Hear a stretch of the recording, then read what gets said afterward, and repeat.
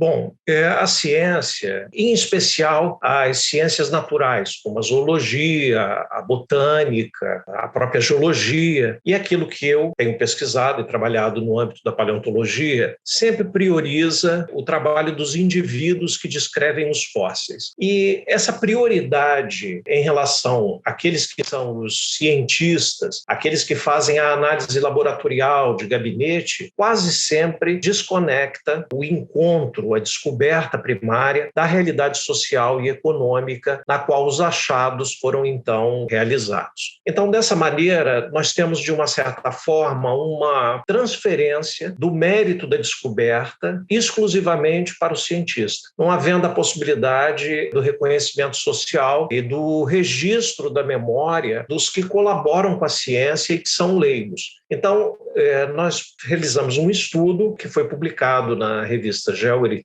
a qual nós denominamos essas pessoas que tanto trabalham e colaboram com os cientistas como os invisíveis da ciência. Então, o objetivo principal do estudo foi o entendimento que os leigos têm, a relevância que eles têm, não só nas questões relacionadas à proteção do patrimônio paleontológico, mas uma necessidade de revisão da legislação brasileira, evitando que essas descobertas, que são, em geral, fortuitas, sejam motivo da criminalização da atividade científica, em especial em função do tipo de legislação que nós temos, que remonta ao período Vargas, no período da ditadura Vargas, num contexto econômico e social muito distinto daquele que nós vivemos hoje. Então, após nós termos analisado os principais acervos de paleontologia do país, nós conseguimos fazer um resgate histórico que remontou os últimos 200 anos da paleontologia brasileira, mostrando a importância desde lá no início da nossa história como ciência, a importância que os escravizados, que os libertos, que as populações indígenas tiveram como contribuição para o desenvolvimento do conhecimento paleontológico no país. E hoje, aquelas pessoas que trabalham nas minerações, que trabalham nas obras civis, ou que são moradores ou fazendeiros de áreas rurais, nas quais os fósseis são encontrados e que quase sempre são esquecidos de serem referenciados quando da análise ou laboratorial ou em gabinete pelos cientistas. Algo também que o estudo abordou é o problema do negacionismo na paleontologia. Quando você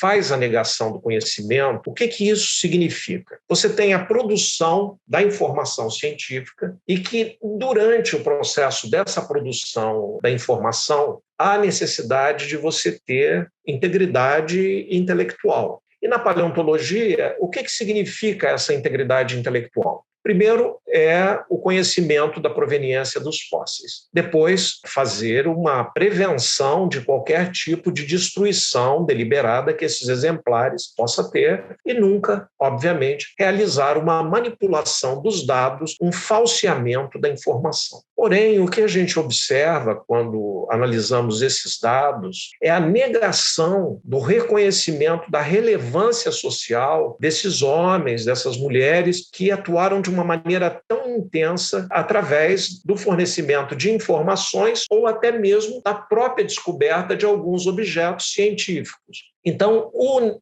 negacionismo em paleontologia é também consolidado nessa percepção de um pesquisador que é solitário, autossuficiente. E algo que tem nos impressionado muito é a forma como a divulgação científica reforça essa percepção. Os pesquisadores que trabalham com paleontologia, eles quase sempre são colocados como o indivíduo solitário, que é o caçador de dinossauros, ou aquele que é um grande colecionador de ossos. Então, isso gera uma narrativa na qual a descoberta é sempre visto como um produto de uma autocriação. Nós temos que considerar que a contribuição da população local tem que ter esse reconhecimento de que elas dão uma contribuição científica de maneira formal, inclusive. Esse reconhecimento formalizado tem que se dar através ou do registro documental nos acervos de quem é que foi o coletor de cada um dos objetos, ou o reconhecimento através dos agradecimentos, indicando efetivamente qual foi a atuação de cada uma das pessoas que colaboraram nas várias atividades de campo.